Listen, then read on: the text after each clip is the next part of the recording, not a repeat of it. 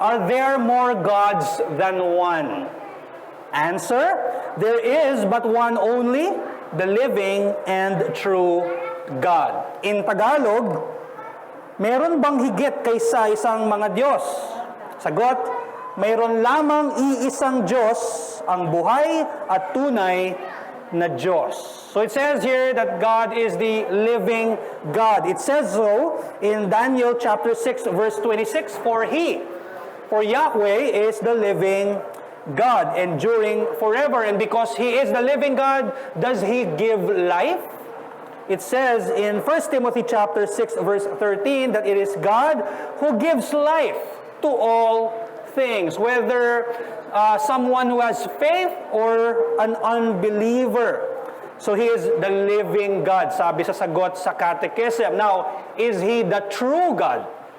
Yes. John chapter 17 verse 3 tells us, sabi ni John, this is eternal life, that they know you, the only true God. Siya ang totoong Diyos. This means that all other gods are false, because that's what Jeremiah chapter 10 verses 14 to 15 tells us, referring to idols, to those Diyos-Diyosan, for His images are false, and there is no breath in them. They are not alive.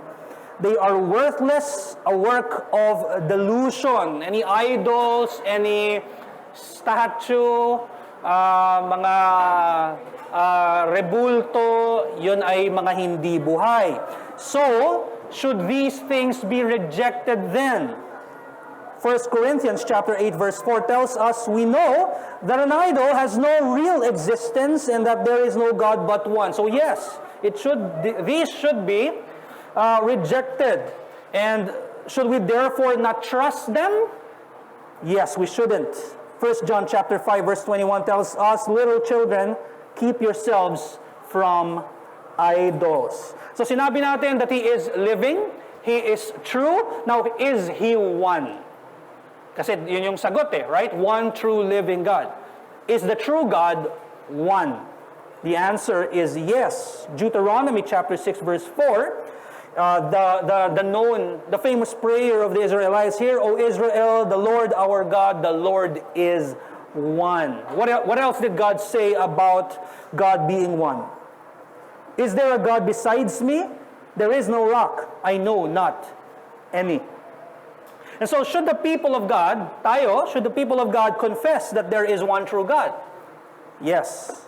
1 Corinthians chapter 8 verse 6 tells us, yet for us there is one God, Paul here, confessing there is one God, the Father, from whom are all things and for whom we exist. And also he said that there is one Lord, one mediator, Jesus Christ, through whom are all things, are through Him, through whom we exist. So this verse says that there is only one Lord Christ.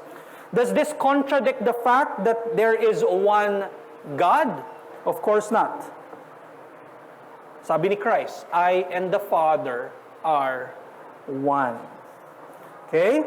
And so, again, this question asks us, are there more gods than one? Remember that there is but one only, the living and true God.